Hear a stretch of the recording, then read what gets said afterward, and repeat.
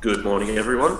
My name is David. I'm the Director of Strategy at Blue Glass London, and this is a slightly updated presentation on what I did at SEO Campus in Paris.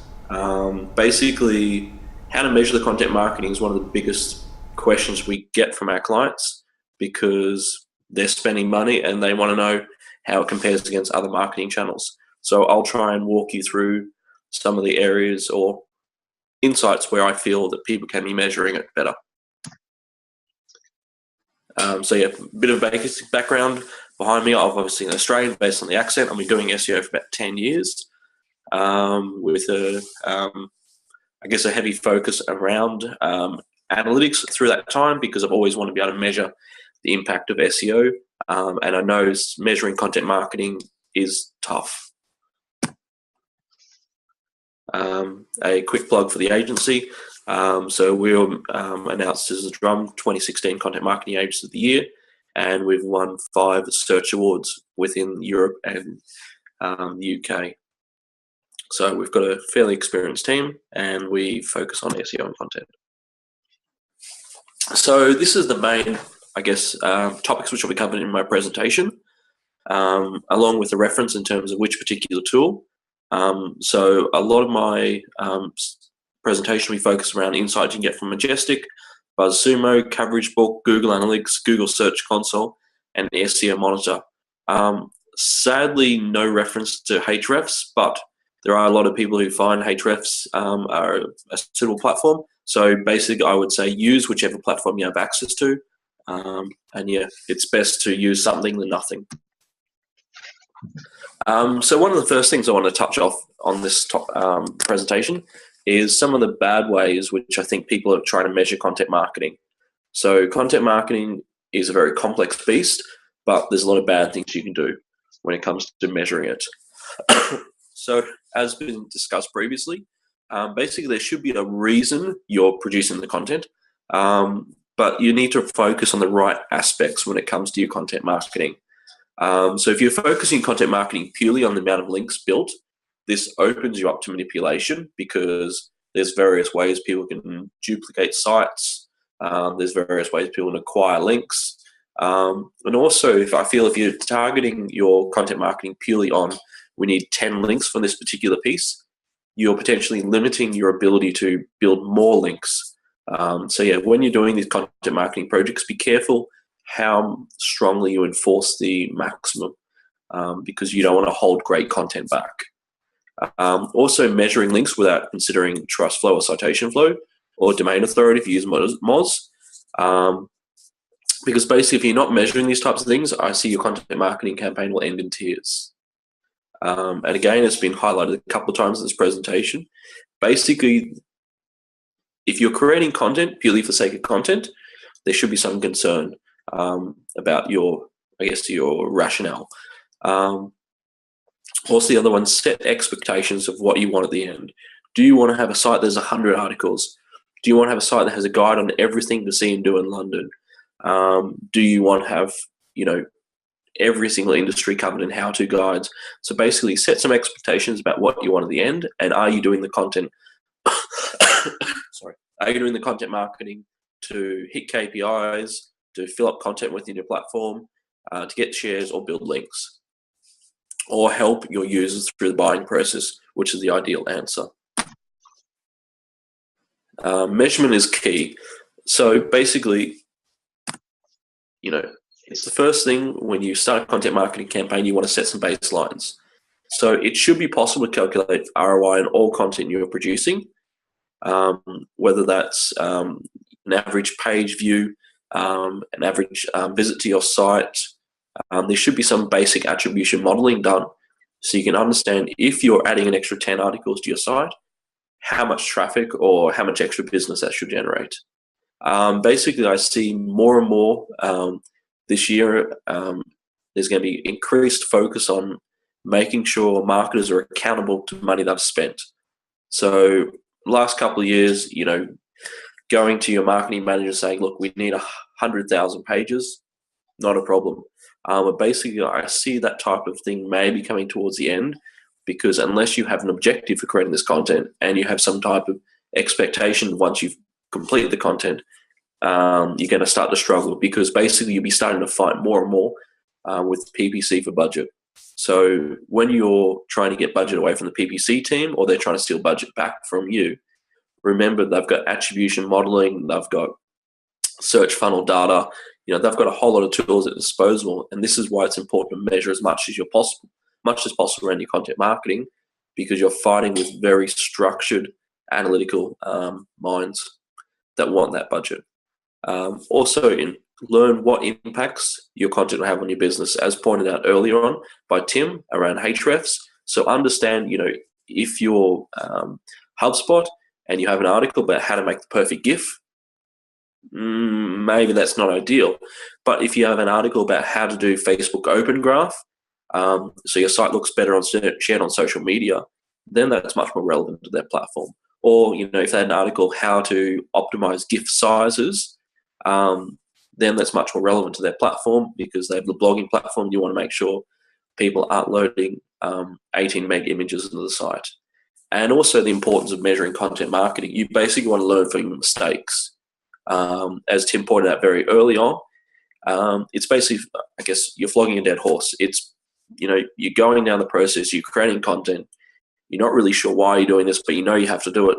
But if you're not measuring the right KPIs, you just won't be able to learn from your mistakes. And you'll probably lose your job in the end.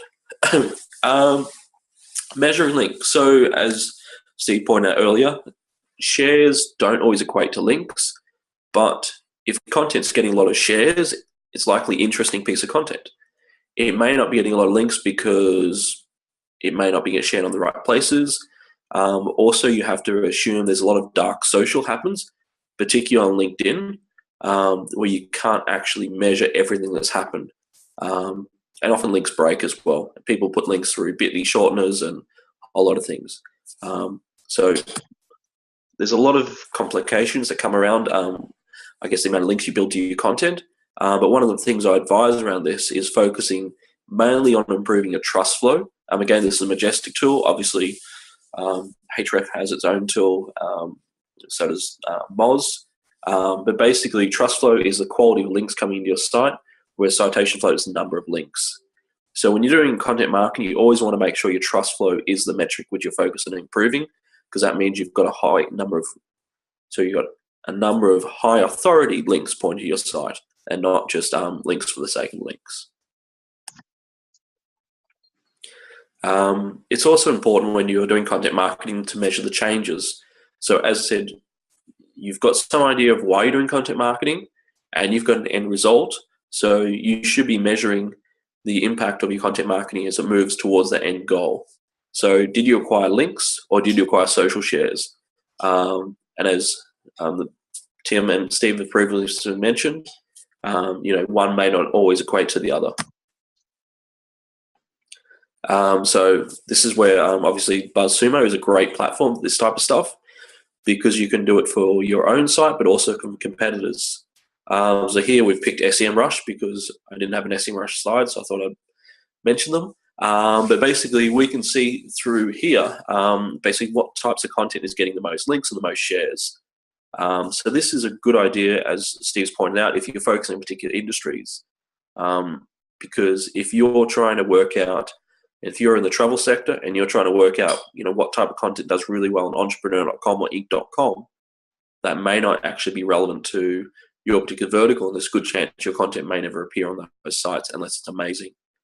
So yeah, I definitely recommend using platforms like BuzzSumo to understand what types of content is getting shared, and even what types of shares you're looking for. So if your client is in the e-commerce space, you might be particularly interested in Pinterest over all other channels. So obviously focusing your search and filtering on Pinterest. The other one is potentially using platforms like Majestic, as I said previously. They actually have a dashboard, and they also now have historical ranking data, historical trust flow, citation flow data available for domains. But typically when I start with a new client, I add them all into my Majestic dashboard along with all their competitors, and then I can track over time, because this data is updated daily, on how they're performing, and typically try and visualize that data into either Google Sheets or Tableau, so you can start to see trends. But again, these are the types of things you want to be measuring if you're doing content marketing. You're measuring, are you doing it for social shares or are you doing it for links? And we'll get on to some of the other metrics you can start to see influence it. So if you're doing large-scale pieces around content marketing, there's a few platforms out there that can help you understand your estimated reach. This is more going to align you with what traditional, I guess, PR and marketers have been used to. So basically eyeballs. So Coverage Book is one of those platforms. It will basically, you can feed in all your content and it'll give you an estimated overview of how your content's performed. And again, these types of platforms are really good if you're doing a lot of very high profile pieces of content, and they're nice reporting, which is basically client and management friendly. So yeah, again, you want sort of some general top level content insights. Again, these are estimates, but they're typical metrics that traditional marketers are used to. Another thing which I think a lot of people, when it comes to content marketing, often discounts is referral traffic. So if you're producing relevant content and syndicating on the relevant platforms, you're getting, if you're an SEO software provider and you're getting links from Moz, it's a fairly good chance that's going to be high quality referral traffic, which will much more likely convert. So this is one thing I think a lot of businesses discount when they do content marketing. They don't look at the referral traffic. We've seen it for some of the travel content we've done. One or two large travel sites have covered our content and actually driven thousands of visits, much more than we would have got initially from the organic. But over time, obviously, referral drops off and organic takes that uplift. But yeah, definitely look into referral traffic if you're placing your content on suitable sites and relevant content to the audience. One of the things I typically advise people, please don't try and track your content marketing or link building or PR stuff via UTM tags. One is they cause problems in terms of how they mess with analytics data, but also they get indexed in Google. So we can see an example here, and I've changed the domain not to throw the poor company under the bus. But if you're looking for a manual penalty, SEO links, link building, it's just a really dumb way to do content marketing, I think. So don't try and track all your stuff through UTM tags. It discounts the value of the link and it gets indexed. Also, when you're doing referral traffic, don't forget in Google Analytics to filter out the bots because they will actually skew your traffic significantly. So again, it's a very simple option in the settings. Down the very bottom, it's just exclude all bots. It doesn't get rid of everything, but it gets rid of a lot of the junk. So this is when you look at referral traffic. By default, you should be doing that. You can track referral traffic through Google Analytics. There's an actual report within Analytics called referrals. This is where you should be tracking referral traffic. And also the advantage is you can start to understand over time which particular platforms have been a great source of traffic, but it's also which particular platforms are driving engaged users. So you may find, so this is all doctored information, so it's not real. I've done it, mocked it up for the presentation.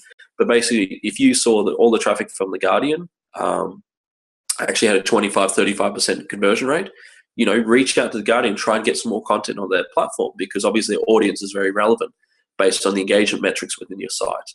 So that's where I think content marketing is obviously missing sometimes some gold when they're not looking at referral traffic. Organic traffic. So this is the main thing. So a lot of people do content marketing to improve the organic traffic. But basically doesn't. And you'll find that it doesn't always improve your organic traffic through a number of reasons. There can be situations people don't link back to your site. There can be situations that you get a lot of social shares but with no links. But with content marketing, you can find on-page content can actually lift traffic. So this is a friend of mine's business. So they run a transfer service, so limousines and stuff. But you can look here. It's a period of almost 2 years. So it's basically taken almost 2 years for their content to start to have a significant impact on their business. So it now accounts for about 5% of their total traffic, which is great. but it takes a long time for content marketing to have the significant impacts. So when you're doing your content marketing campaigns, don't do content marketing campaigns if you need results next week. Content marketing campaigns done right is a long-term strategy, and they'll have a massive ROI over time. But just have some of those expectations in place. And this is where also you look at existing content, understand how that's performing, and then you can sort of estimate how it may perform if you expanded the content. But yeah, so for this project, it took about 1.5 years for it to go ROI positive. But they're happy with that now. They're spending less on AdWords. So long term, it's better for them. And the audience is relevant and it leads to conversions. Another thing is when a lot of people do content marketing is they don't actually measure how it changes the search results. So there's various ways to do that, but one of the ones I recommend to people is looking at Search Console. Again, it's a free tool. All sites should have it. And basically what I've got here, I've got a mocked up example where I've filtered out branded queries. I've got my target URL that obviously I'm focusing on. And you can see that in this particular example, there was a positive uplift in clicks and impressions.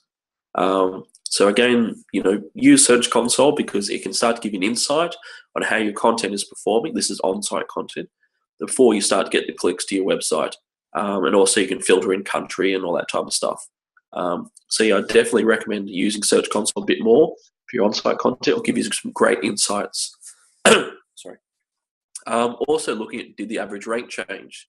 So as Tim pointed out previously, going through looking at some of your existing content, how it's performing. Okay, maybe the content's not performing that great anymore and needs a refresh. If you spend the time and energy refreshing your content, look to see has it had a positive impact.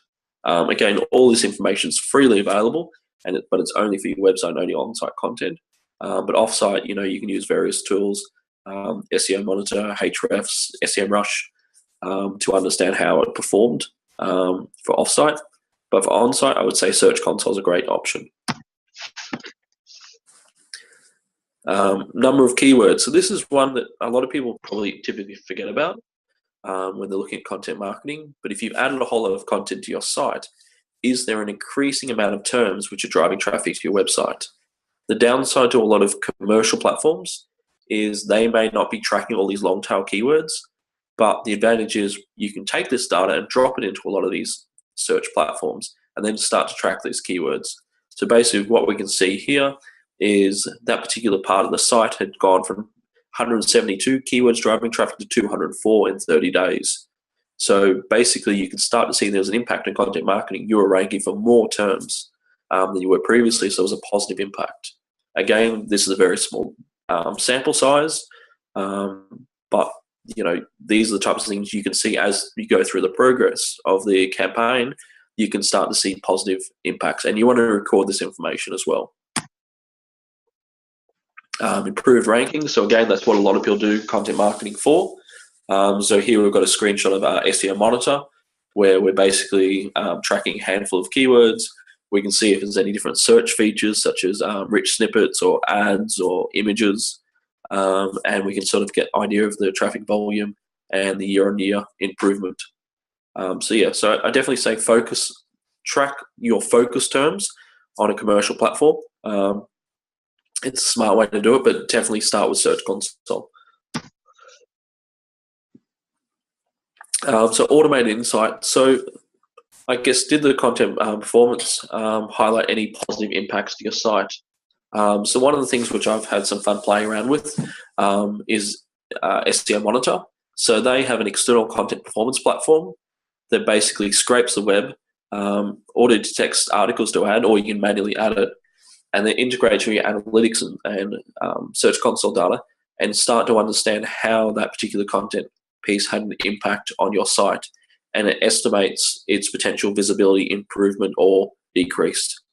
So again, these types of platforms make content marketing much more scalable, and you should definitely look at testing some of these things. Getting towards the end, I believe. Forecasting. So there's probably some forecasting stuff, as there's various platforms out there, such as like BuzzSumo and it was Majestic and Hrefs. So you can start to understand how established the competitors are in that particular space.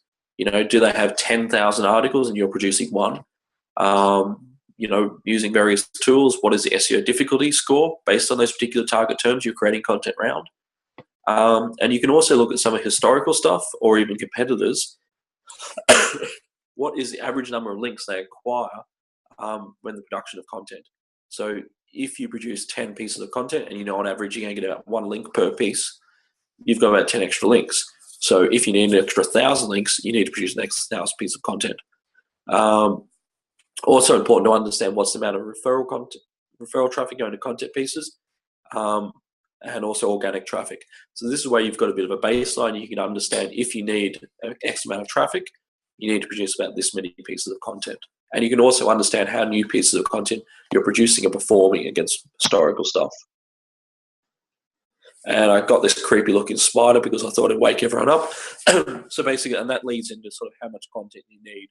And I'd say basically you need to work backwards from your goals to estimate the amount of resources required for your project. So how much organic traffic is required? How many terms you're actually targeting? If you're targeting 3 or 4 terms, you may not need 10,000 articles. How much referral traffic do you need? Some businesses understand referral traffic really well. So yeah, again, how many quality links you are behind your competitors. So if your competitors have 10,000 links and if you've got 100 links, you may not need to match them with 10,000 links if you can get some quality links. Also understand how much content you currently have. And again, it's a very important thing, how does content fit within the purchase cycle? And what do you have missing? Last one, basically, how to report on your results. Again, platforms like SEO Monitor can help. Setting up dashboard and Majestic help track competitors. Coverage book. And it's also important to do comparison year on year to avoid seasonal trends, and also compare your target pages against a control group. So if you're doing link building or content marketing around cars, how's motorbikes performing, or how's auto parts? And yes, thank you.